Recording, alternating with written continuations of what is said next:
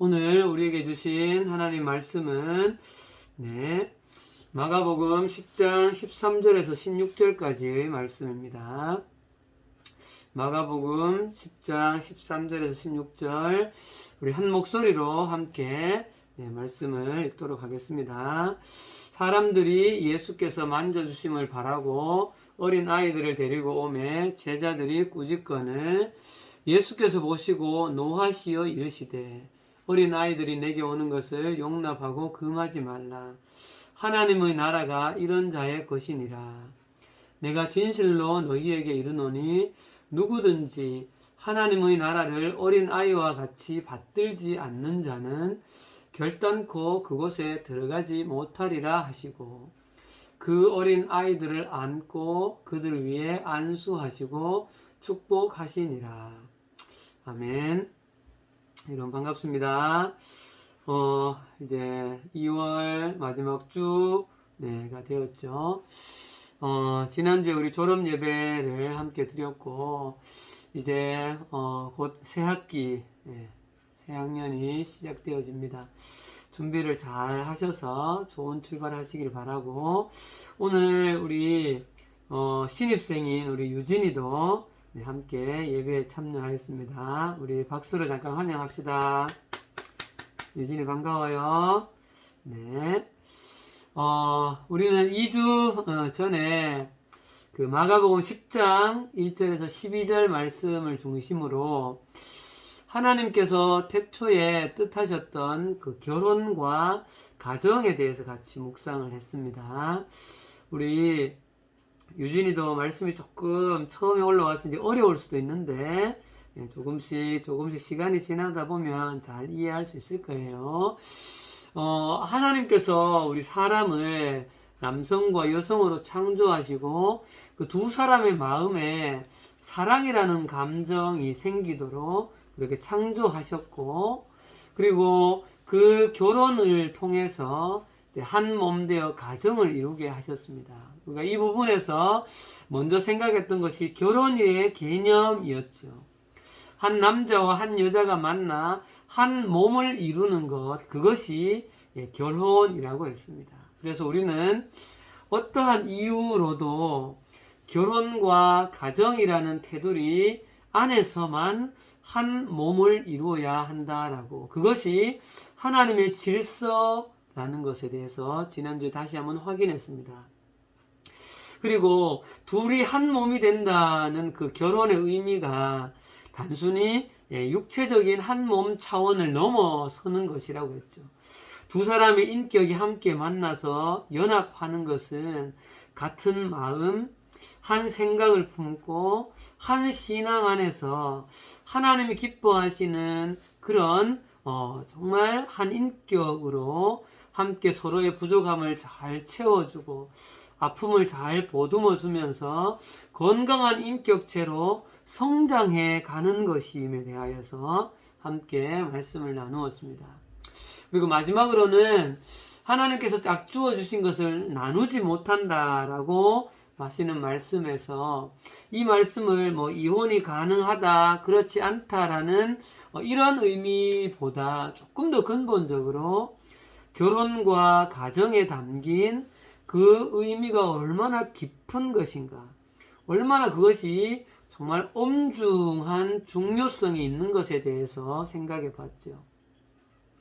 결혼해서 가정을 이루었다는 것은 남편과 아내가 서로가 서로에게 유일한 관계에 기쁨을 누릴 수 있는 큰 권리가 있다고 했고, 동시에 또 부부는 서로가 서로에게 아주 엄중한 책임과 의무를 지겠다라고 하는 그 인격적인 결정의 의미가 그곳에 담겨져 있다고 했습니다.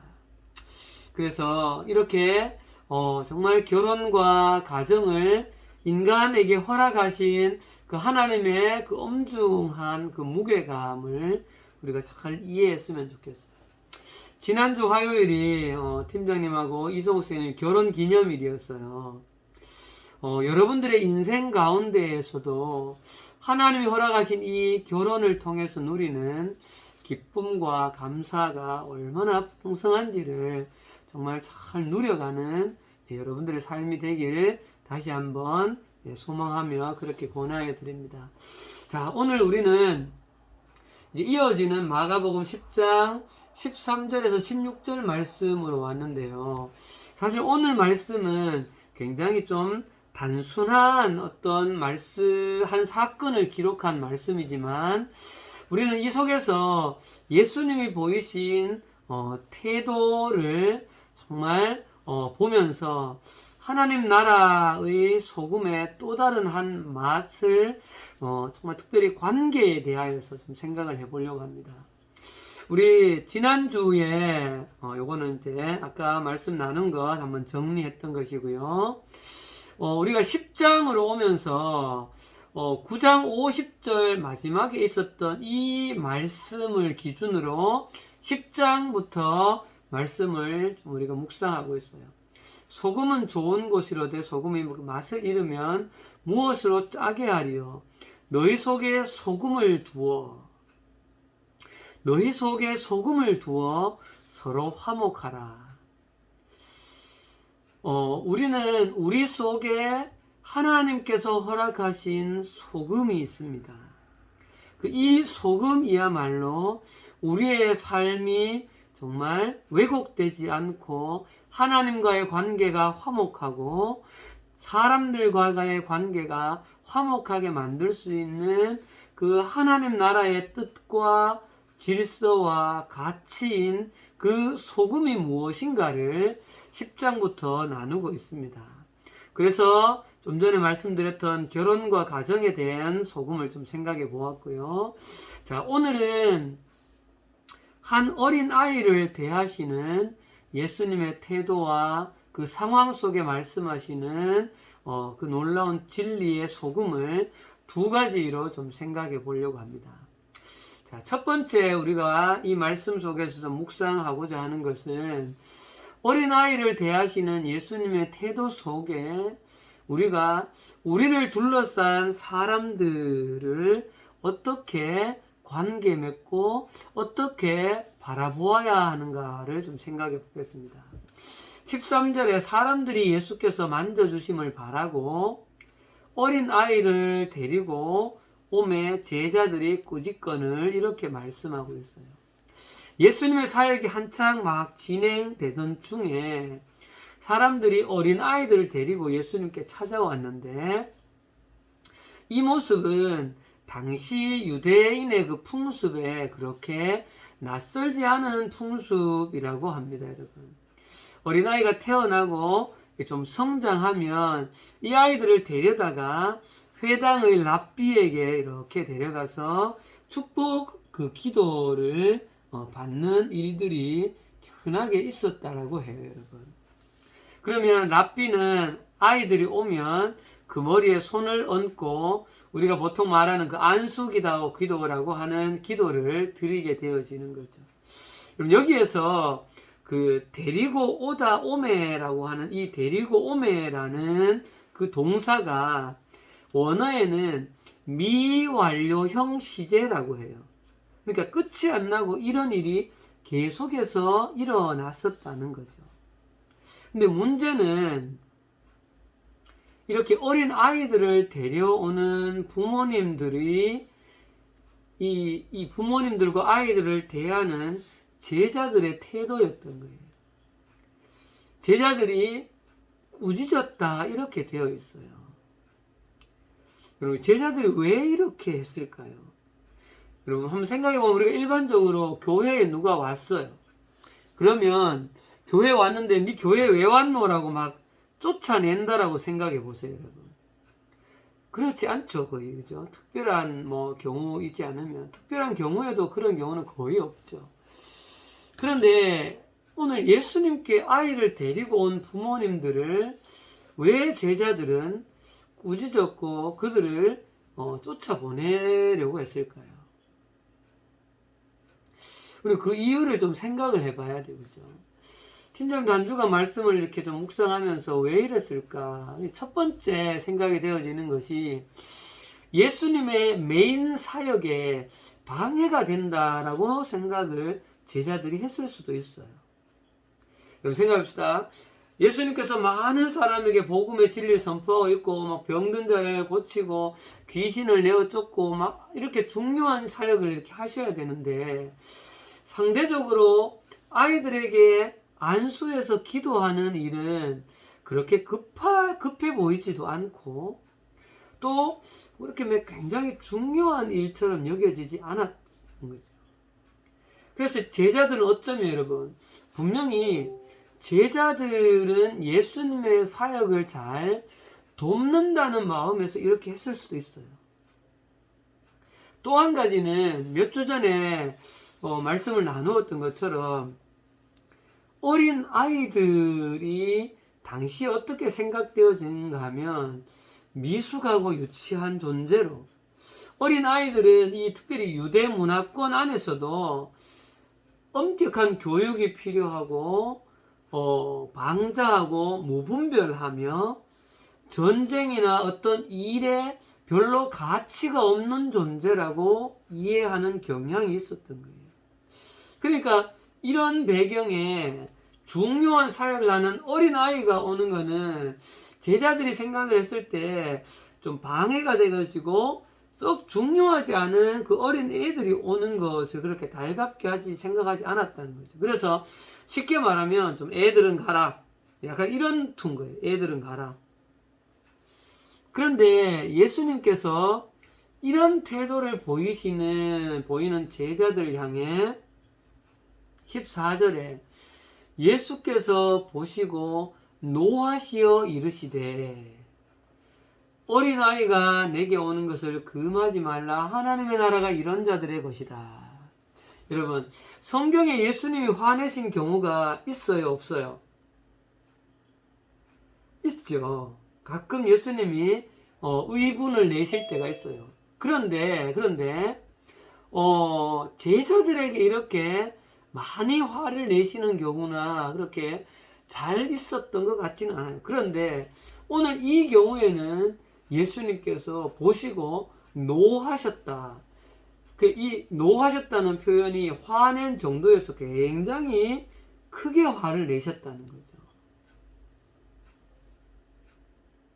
여러분, 예수님의 이런 태도, 이런 모습에 대해서 우리는 여러 가지 의미를 사실 좀 생각할 수 있는데 오늘은 좀 한 가지에 집중하려고 해요. 그것은 바로 예수님께서 사람을 바라보시는 관점입니다. 사랑하는 여러분, 제자들과 당시 유대 사회의 사람들이 어린 아이들을 이렇게 무시하였던 것은 어린 아이를 바라보는 관점의 근본적인 어떤 시각의 베이직은 어떻게 보면 능력이나 효율성의 관점인 거예요. 어린 아이들은 생활에 이런저런 면에서 아직 미숙하고 좀 전에 말한 것처럼 전쟁이나 어떤 집안 일에 능력이나 별로 도움이 되지 못한다라고 바라보았고 이 사회에 그렇게 도움이 되지 못한 능률과 효율성이 떨어진다라고 그들을 바라보았던 것이죠. 근데 이러한 관점은 여러분 지금도 마찬가지이지 않을까 생각이 되어지는 거예요. 그죠? 그러니까 지금 이 시대의 사회도 사람을 바라보며 판단하는 기준이 되어지는 것이 어떻게 보면 능력이나 효율성이지 않을까. 그러니까 지금 예수님의 사역을 바라보면 효과적이라는 측면에서 바라보았을 때는 부모님들이 아이들을 데리고 오는 것이 상대적으로 사역 효과가 좀 비효율적이었다라고 제자들은 생각한 거예요. 그런데 여러분, 우리 예수님께서 아이들을 바라보시는 관점은 전혀 그 관점이 아니셨다는 거죠. 여러분, 여기에서 예수님이 어린 아이를 바라보시는 이 관점은 그냥 어린 아이뿐만 아니라 당시에 이 시대 사회 속에 주목받지 못하였던 연약한 자들을 포함할 수 있다는 생각이 들어져요.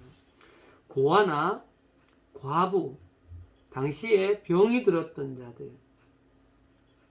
특히 병 중에도 굉장히 부정한 병이라고 여겨졌던 사람들, 귀신 들린 사람들, 사회적으로 지탄받았던 어떤 세리와 같은 사람들, 예수님은 오히려 이런 사람들을 가까이 하셨고 이런 사람들의 친구가 되어 주셨다는 것이죠.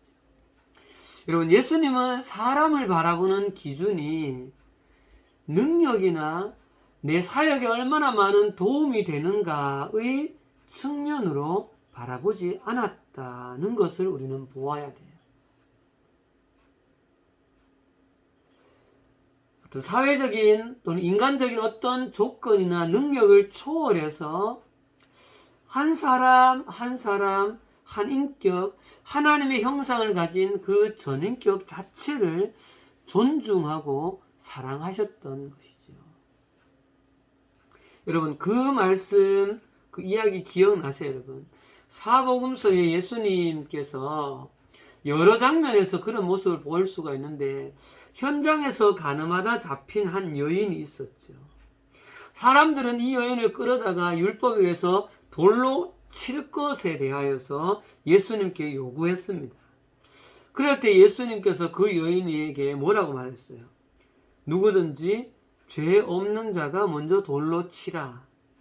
결국 이 말에 사람들은 찔려서 다 도망갔고 가버렸고, 혼자 남아있을 때 예수님께서 이 여인을 향하여서 나도 너를 정죄하지 아니하노니 가서 다시는 죄를 범하지 말라, 이렇게 말씀하시죠. 사랑하는 여러분, 우리가 살아가고 있는 지금 이 시대에도 사람들을 바라보는 기준은 어쩌면 능력입니다. 그것이 그 사람의 가치와 거의 같다라고 판단되어지는 것이죠. 우리 사회 모든 곳에는 이것으로 사람을 평가하고 판단할 때가 참 많습니다. 물론 여기에 몇 가지 생각해 볼 것은 좀 있지만 그 자체가 무조건 잘못이라는 것은 아니죠. 필요에 따라서 능력을 테스트해야 될 때가 있죠. 그런데 문제는 이러한 우리 사회의 기준과 인식이 우리 개개인의 일상의 삶에까지 영향을 주어서 나를 둘러싸고 있는 사람들의 관계에서까지도 영향을 주고 있지 않는가, 우리는 세밀히 보아야 된다는 거예요. 자, 봅시다, 여러분. 나에게 좀 도움이 되어지거나 내가 잘 이용할 만한 가치가 있는 사람들에게 사람들은 모여듭니다. 상대적으로 그렇지 않은 사람은 때때로는 그 사람이 굉장히 비참하다는 생각이 들 정도로 그 사람을 상종조차도 하지 않고 외면하는 것이 우리 사회의 단면일 때가 상당히 많죠. 학교 현장 가운데에서도 그러하죠, 여러분. 딱 두 글자로 왕따 문제를 생각해 보세요.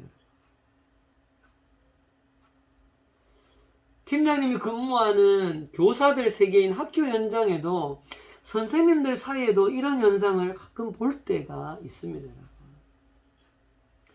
혹 사랑하는 여러분, 여러분들은 여러분들의 학교 생활에서 어떤지 한번 돌아보십시오. 반이나 학년에 있는 친구들을 바라보는 여러분들의 시선은 어떻습니까? 내 공부나 내 수행평가나 앞으로의 진로나 나의 인맥 관리에 도움이 되는지 안 되는지에 따라서 그 친구의 존재 가치를 여러분 판단하지 않습니까? 아니면 어떤 외모나 그 친구가 가지고 있는 어떤 스펙이나 또는 어떤 조건이 판단 기준이 되지 않나요? 오늘 그러한 모습을 향하여서 예수님은 말씀 속에 우리에게 분노하신다는 거예요. 사랑하는 남일교회 다음 세대 여러분, 우리는 우리를 둘러싼 많은 사람들을 오늘 이 예수님이 어린 아이 한 아이를 그 존재 자체, 하나님의 형상인 그 아이들을 전인격적으로 수용하고 결국은 16절에 그 아이를 안고 그 머리 위에 안수하시는 이 모습을 우리는 볼 수 있어야 한다는 것이죠.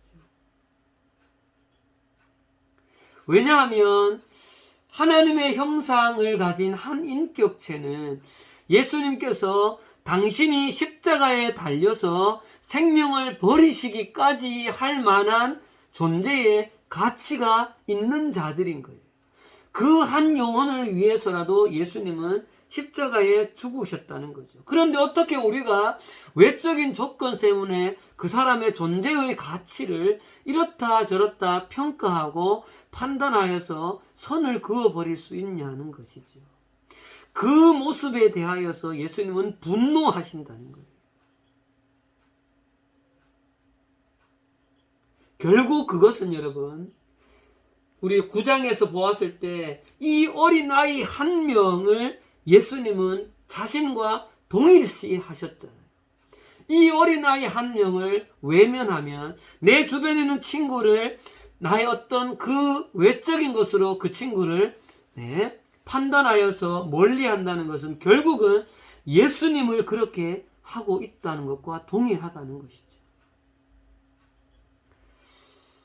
큰 두 번째 대지로 좀 넘어가 보겠습니다. 예수님께서 어린 아이에게 아이들이 자기에게 오는 것을 용납하고 금하지 말라라고 환영하시면서 이어서 하신 말씀이 참 재미있습니다, 여러분. 14절 후반부에 하나님의 나라가 이런 자의 것이다. 내가 진실로 너희에게 이르노니 누구든지 하나님의 나라를 어린 아이 같이 받들지 않는 자는 결단코 천국에 들어가지 못하리라 하시고 이렇게 되어 있어요. 사랑하는 여러분, 이 말씀의 의미가 뭘까요? 예수님은 어린 아이들을 하나님 나라와 연결시키는 예수님을 볼 수가 있어요. 자, 여러분, 여기서 우리가 하나님의 나라에 대한 몇 가지 좀 가르침을 우리가 좀 배우기 전에 한 가지 좀 짚고 넘어가야 할 것이 15절에 이 지금 14절 15절에서 말씀하시는 하나님의 나라가 뭐냐는 거죠. 이 의미가 두 가지가 있는데 15절을 보면 여러분 잠깐 미안해요. 15절에 보면 하나님의 나라를 어린 아이와 같이 받들지 않는 자는 결단코 그곳에 들어가지 못하리라 이렇게 되어져 있어요. 그래서 이 말씀을 보면 우리가 하나님의 나라에 들어가야 될 거예요. 그러면 여러분, 하나님의 나라는 바로 예수님께서 재림하여 오실 때 우리가 들어가는 영원한 천국을 말하는 것일 수도 있죠. 우리가 보통 일반적으로 천국에 간다라고 표현할 때 그 천국, 하나님의 나라의 의미일 수 있습니다. 그런데 이 하나님의 나라는 또 한 의미를 포함하고 있는데 예수님께서 지금까지 사역을 하시면서 하나님 나라에 대한 말씀을 비춰보면 이 땅에 이미 하나님 나라가 임했다라고 말씀하신 이 흐름을 보면 여기서의 하나님의 나라는 우리가 죽어서 예수 그리스도의 십자가의 보혈로 들어가게 되어지는 천국과 함께 이 땅에서 우리가 살아가는 삶 속에서 누리게 되어지는 하나님 나라를 말씀하고 있는 것도 포함되어진다는 것이죠. 그래서 오늘 14절과 15절의 하나님 나라가 두 가지 의미, 영원히 도래할 그 하나님의 나라 천국에 들어가는 것과 이 땅에 이미 임하여 있는 하나님 나라 속으로 우리가 들어가는 것, 그것을 누리는 것을 다 포함하는 것이라는 것을 좀 생각하면서 14절, 15절 의미를 좀 생각해 봅시다, 여러분. 14절 말씀에 하나님의 나라는 누구에게 허락되어지는가? 이 말씀을 우리가 볼 수 있죠. 예수께서 보시고 노하시어 이르되 어린아이가 내게 오는 것을 금하지 말라. 하나님의 나라는 이런 자의 것이다. 여러분, 왜 예수님은 하나님의 나라가 우리가 죽어서 들어가는 천국이나 이 땅에서 누리는 이 하나님 나라가 어린 아이들의 것이라고 말할까요? 오늘 말씀의 이 어린아이는 매우 갓 태어난 아이라는 원어의 의미가 있어요. 그러니까 여기서 어린아이라는 것은 6, 7살까지가 아니라 태어난 지 얼마 안 된 아이라는 의미가 있거든요. 그러면 여러분, 갓 태어난 어린아이의 대표적인 특성이 뭘까요? 그것은 바로 순수함이라고 생각을 해볼 수가 있을 것 같아요. 순수함. 좀 이따 다시 설명하겠지만, 그런데 여러분, 이 순수함은 신뢰와 믿음과 연관이 좀 있습니다, 여러분. 여러분, 생각해 볼까요? 순수하다는 것은 다른 그 어떤 욕심이나 의도나 이런 것들로 무엇인가를 받아들이는 것이 아니라 누군가로부터 무엇인가 주어질 때 주어지는 있는 그대로의 모습을 그대로 받아들이고 그냥 수용한다는 것이죠. 그래서 하나님 나라를 말씀하시는, 천국을 말씀하시는 예수님의 말씀을 순수하게 받아들인다는 것은 순수하게 그 하나님 나라 천국을 믿는다라는 것과 연결되어진다는 것이죠. 그래서 어린아이의 그 순수함은 믿음과 신뢰와 연관이 되어져 있어요. 그래서 어린아이는 처음 관계를 맺는 부모님과 신뢰의 관계가 잘 연결되어져야만 이 아이가 건강하게 성장해 갈 수 있는 것이죠. 어린아이에게 엄마가 잘 다가갈 때 이 아이는 엄마를 있는 그대로 순수하게 받아들이는 것이죠. 그리고 엄마의 그 메시지와 엄마의 모습을 그대로 믿고 엄마와 신뢰의 관계가 형성되어지는 것이죠. 그 부분을 예수님은 한 사람과 하나님의 나라의 관계 속에서 찾고 계시다는 거예요. 사랑하는 여러분, 때로 우리는 하나님의 나라 또 구원받아서 천국 간다는 것에 대해서 지금까지 나의 이런저런 경험이나 생각을 가지고 판단하기도 하고, 때로는 어떤 이성적인 그 논리 또는 과학적인 어떤 증명을 가지고 생각하려는 경향이 있습니다. 때로는 그것이 필요합니다. 그런데 여러분, 그런 것이 하나님 나라를 소유하고 경험하는 데에 그렇게 도움이 되어지지 않는다는 거예요. 사랑하는 여러분, 하나님 나라 천국은 오늘 이 어린 아이처럼 순전한 믿음으로 받아들이는 것이지요. 그 순수한 믿음이 유일하게 하나님 나라를 여는 열쇠라고 오늘 예수님이 말씀하고 있는 거예요. 여러분, 15절 말씀도 같은 맥락이죠. 내가 진실로 너희에게 이르노니 누구든지 하나님 나라를 어린아이 같이 받들지 않는 자는 결단코 그곳에 들어가지 못하리라, 이렇게 말씀하고 있죠.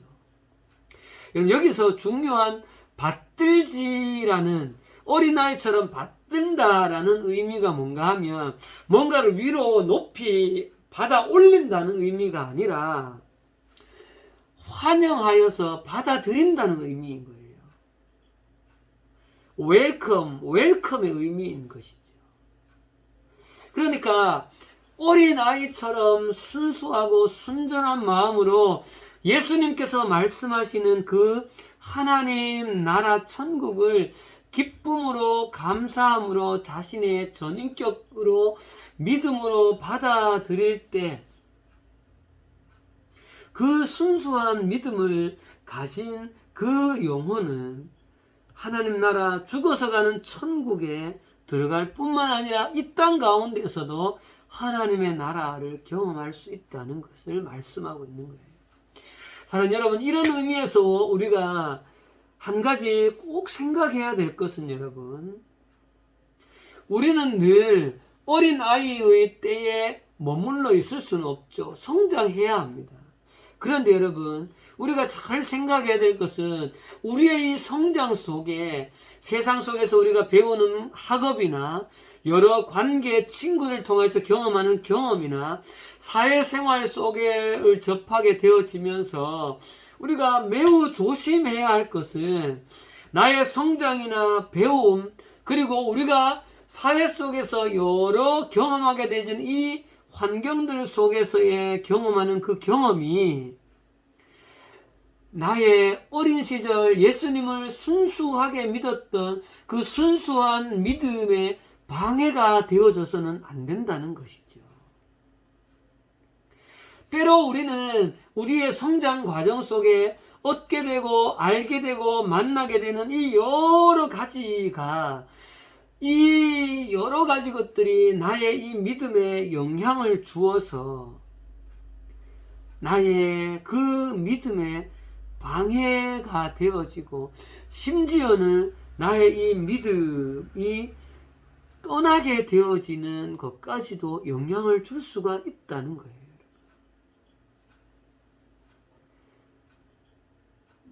사랑하는 여러분, 때로는 어떤 높은 학문적인 어떤 지식, 때로는 어떤 높은 성공으로 해서 가지게 되는 많은 재물들, 내 삶에서 만나게 되면서 경험하게 되는 여러 경험들 통하여서 형성되는 어떤 가치들이 우리의 순수한 믿음을 흔들어 버리고 방해한다는 것은, 그것은 그 사람에게 복이 아니라 독이 된다는 것이죠. 마지막으로 이 말씀을 좀 한 가지 보고 좀 마쳤으면 좋겠어요. 여러분, 예수님께서 누가복음 12장에 한 부자를 향해서 이렇게 비유해요. 한 부자가 16절에 밭에 소출이 많아서 풍년을 이루었습니다. 그래서 내가 곡식 쌓아둘 것이 없을 정도로 너무 많다. 그래서 곡간을 헐고 더 지어서 물건을 막 쌓아두었습니다. 또 내가 내 영혼에게 이르되, 내 영혼아, 여러 해 쓸 물건을 많이 쌓아두었으니 이제 평안히 쉬고 먹고 자고 쉬자, 즐거워하자. 그랬더니 예수님께서, 하나님이 이르시되 어리석은 자야, 오늘 밤에 내가 내 영혼을 도로 찾으리니 그러면 네가 준비한 것이 누구의 것이 되겠느냐, 이렇게 말씀하는 거죠.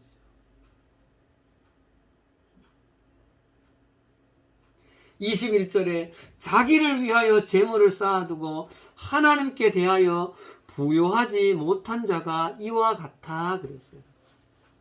자기를 위하여 재물을 쌓아두는 것, 이 땅에서 우리가 무엇인가를 행하여서 나를 위하여서 배움도, 관계, 인맥도, 물질도, 건강도, 무엇인가 나를 위하여서 많은 것들을 갖추어 놓았는데 이것이 하나님을 향한 내 믿음에 오히려 방해가 되어져서 하나님을 잊어버린다면, 20절에 어리석은 자요, 그 사람이 가장 어리석은 자라는 거죠.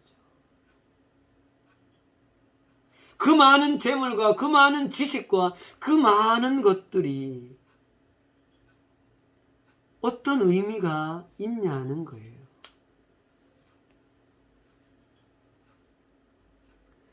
여러분, 우리 인생에 이런 것이 필요합니다.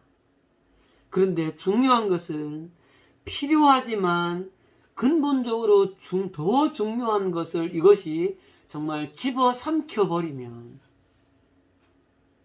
우리에게 이것이 복이 아니라 오히려 독이 됨을 우리는 기억해야 한다는 것이죠. 말씀을 정리하겠습니다. 오늘 우리는 어린아이를 환영하시고 안아주시고 기도해 주시는 예수님의 모습을 통해서 우리도 우리 주변을 둘러싸고 있는 하나님의 형상인 여러 인격체들을 예수님의 마음의 관점으로 볼 수 있는 눈, 마음이 있기를 바랍니다. 여러분들이 남을 어떠한 기준으로 판단을 한다고 하면 하나님은, 예수님은 여러분들에게 노하실 거예요. 분명합니다.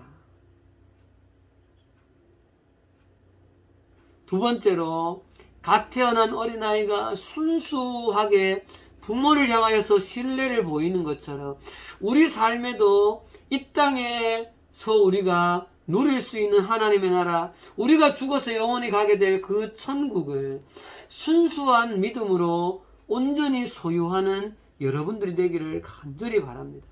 여러분들이 성장하면서 어린아이, 남일교회 어린아이였을 때 유치부에서 권오만 선생님을 통하여서 열심히 율동하고 구미영 선생님이나 또는 김유경 선생님 통하여서 열심히 유치부에서 아멘 아멘 했던 그 순수한 여러분들의 믿음을 잃어버리게 된다면 그것은 이 땅에서 복받았다라고 세상 사람들이 말할지 몰라도 그것은 하나님 앞에 어리석다라고 판단하신다는 거죠.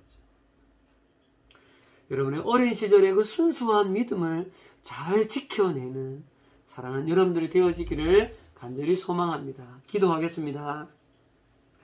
하나님 아버지, 은혜를 감사합니다. 우리가 이 땅을 살아가면서 여러 가지의 것들로 우리가 사람을 바라보는데 주님 마음 품고 사람을 바라볼 수 있도록 인도하여 주시옵소서.